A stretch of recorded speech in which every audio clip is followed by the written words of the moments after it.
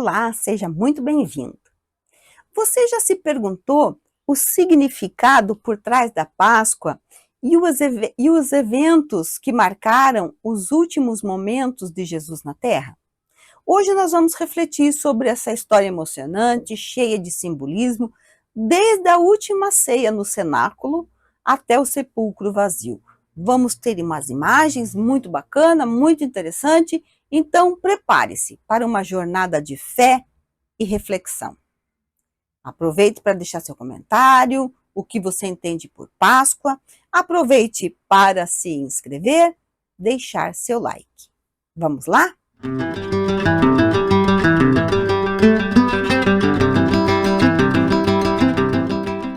A última ceia no cenáculo. Mateus 26, 20 e 22. Ao anoitecer, Jesus estava reclinado à mesa com os 12. E, enquanto estavam comendo, ele disse: Digo-lhes que certamente um de vocês me trairá. E ficaram muito tristes e começaram a dizer-lhes um após o outro: Com certeza não sou eu, Senhor. Jesus fez questão de realizar a ceia de despedida. Essas imagens do cenáculo, claro que este ambiente não é o local original, mas acredita-se que o lugar onde está construído esse espaço hoje é o mesmo. No ano de 382 foi construída ali a Igreja dos Apóstolos. Depois disso, o lugar foi destruído e reconstruído várias vezes, mas ainda restam algumas estruturas do período romano, e são essas estruturas que acredita-se de fato ser esse o espaço do cenáculo onde houve o jantar. Vamos para o Getsemane e a agonia de Jesus. Lemos em Mateus 26, 36 a 39. Depois da ceia, Jesus vai com os 3 apóstolos, Pedro, Tiago e João, orar no Getsemane. Getsemane significa lugar de prensa do azeite. Esse lugar fica no Monte das Oliveiras. O azeite era usado para muitas coisas, entre elas a unção e a iluminação do templo. Então vemos Mateus 26, 40, 41. Então chegou Jesus com eles a um lugar chamado Getsemane e disse a seus discípulos: Assentai-vos aqui enquanto vou além orar. Levando consigo Pedro e os 2 filhos de Zebedeu, começou a entristecer-se e a angustiar-se muito. Então lhes disse: A minha alma está cheia de tristeza até a morte. Ficai aqui e velai comigo. E indo um pouco mais para adiante, prostrou-se sobre o seu rosto, orando e dizendo: Meu Pai, se é possível, passe de mim este cálice. Todavia, não seja como eu quero, mas como tu queres.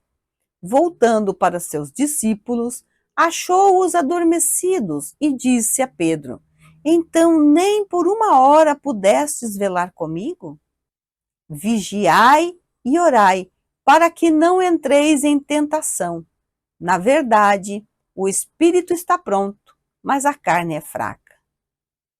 E indo pela segunda vez, orou dizendo: Pai, se este cálice não pode passar de mim sem eu o beber, faça-se a tua vontade. O lugar onde Jesus orou foi construída a Igreja da Agonia. Na cúpula da igreja tem o brasão do Brasil, porque o Brasil ajudou na reconstrução desta igreja.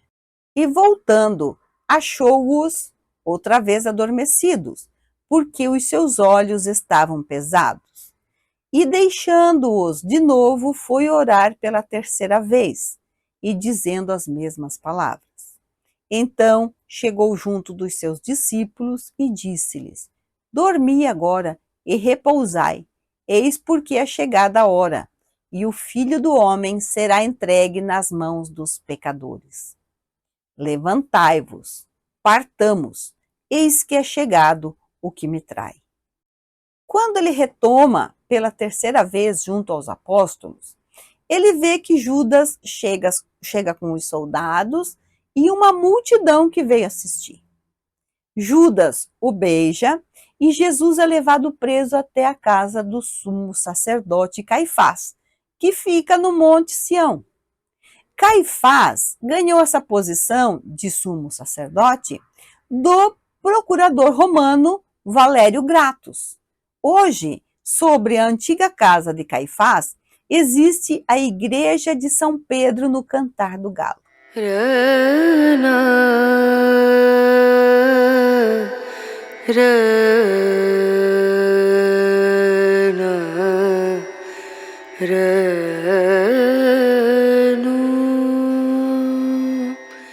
Julgamento e crucificação. No subsolo da casa de Caifás, tinha uma prisão com guarda e tudo.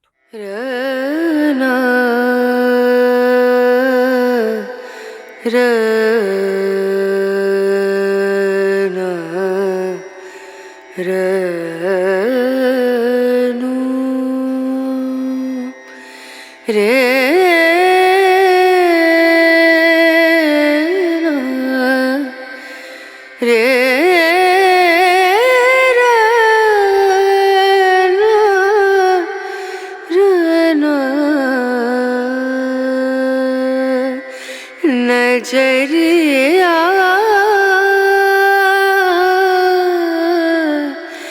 लागे नहीं कहीं ओ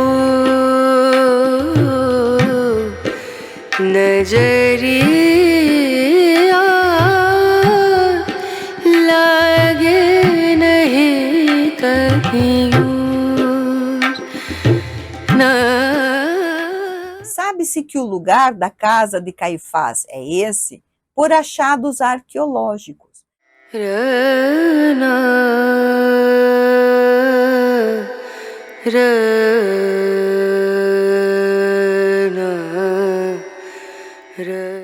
Pelos artefatos encontrados, sabe-se que o morador era uma pessoa rica. O achado é datado com o período em que Jesus viveu. Foi encontrado louças feitas de pedra que tinha função religiosa. Para o judaísmo, a pedra está sempre pura, e isso é muito importante, principalmente para um sumo sacerdote. Foi encontrado também um mikveh, que era um espaço apropriado para o banho ritual. Acredita-se então que ali seja a casa de Caifás, pela riqueza e pelos utensílios encontrados. Jesus ficou preso em uma espécie de solitária. É na fortaleza de Antônia, construída pelo rei Herodes o Grande, que ocorreu o julgamento de Jesus. Hoje, essa fortaleza não existe mais. No seu lugar, existem construções. Uma delas é a Igreja da Flagelação, lugar onde Jesus foi flagelado. E a outra igreja é onde Jesus recebeu a cruz.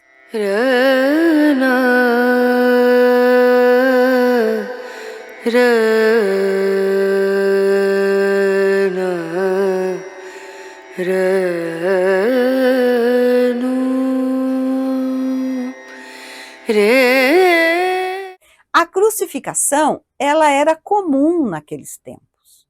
Lemos em João 19:1-3. Pilatos, pois, tomou então a Jesus e o açoitou.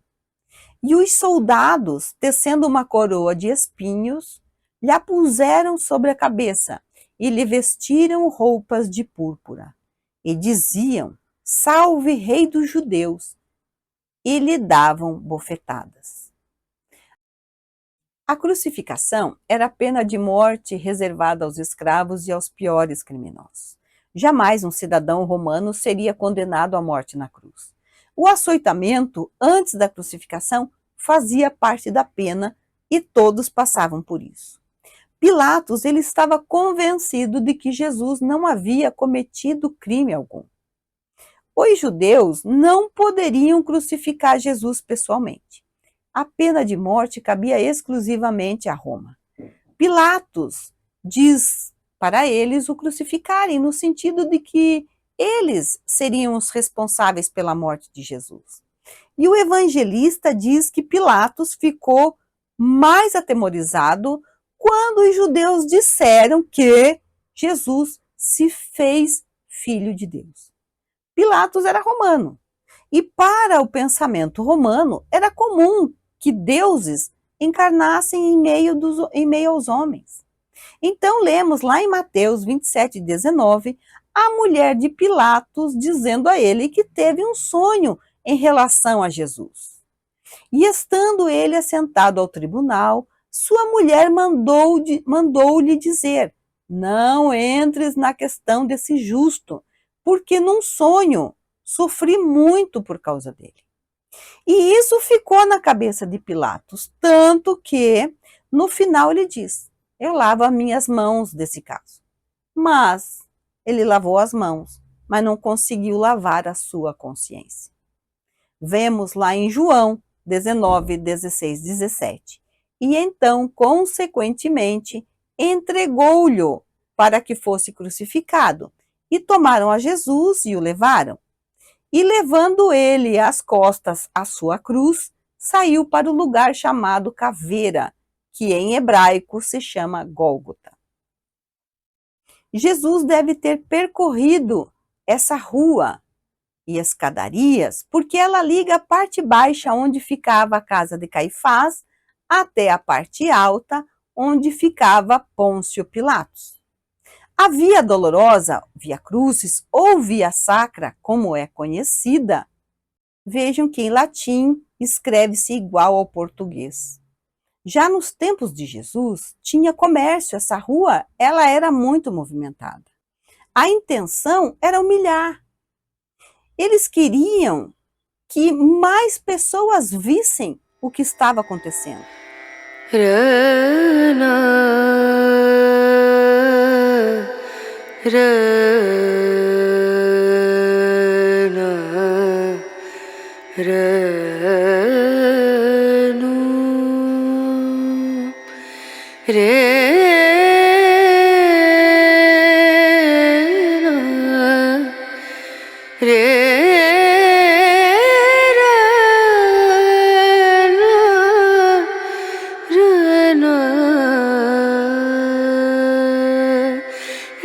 नजरिया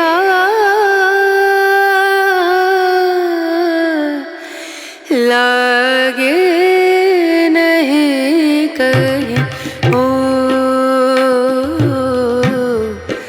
नजरिया.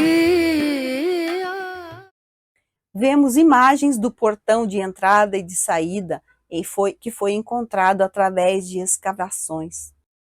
As crucificações ocorriam fora das muralhas da cidade e ficava perto dos portões, porque tinha o objetivo de que muitas pessoas vissem o que acontecia com aqueles que não seguiam as regras. A Via Dolorosa tem 1 quilômetro, o seu final dá para o Jardim do Túmulo.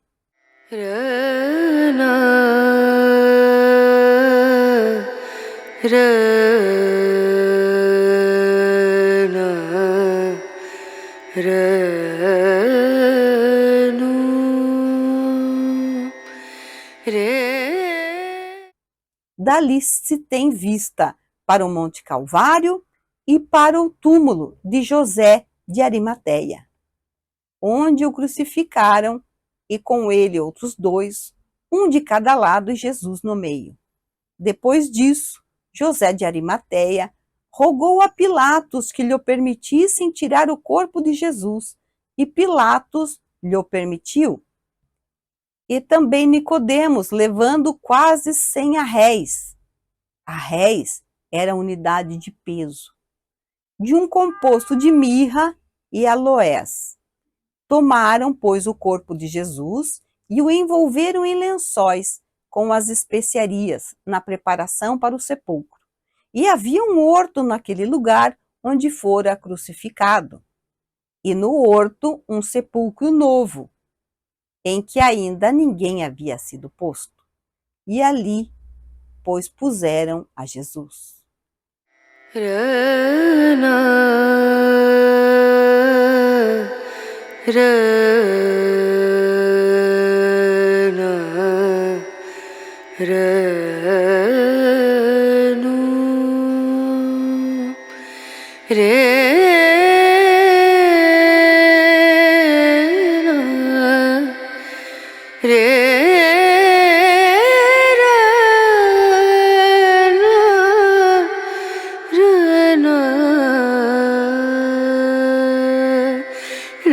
नजरिया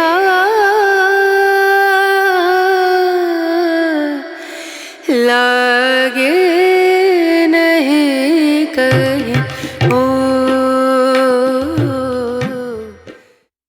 E temos o sepulcro vazio? Vemos em João 19, 38, 42. No lado externo, onde vemos o espaço com flor, era o espaço por onde corria a pedra que fechava o túmulo. A pedra original foi perdida, claro, né? Mas era parecida com essa da imagem. No espaço interno do túmulo, nós vemos espaço para 2 corpos. Jesus foi enterrado na sexta-feira, no sábado é dia de descanso, o túmulo estava fechado e no domingo as mulheres vão ao sepulcro e se espantam porque ele estava aberto e vazio. Jesus não está morto nem enclausurado em túmulo. A Páscoa, ela é um convite à reflexão de um novo renascimento em nós. O Cordeiro, ele foi imolado para que nós tenhamos vida e vida em abundância. Não desperdicemos a oportunidade. Deixe seu comentário sobre o que mais tocou você nessa história. Se você gostou desse conteúdo, deixe seu like, inscreva-se no canal, ative o sininho para não perder os próximos vídeos. Compartilhe esse vídeo com amigos, familiares, para que mais pessoas possam conhecer a história por trás da Páscoa. E espero você aqui no canal em breve.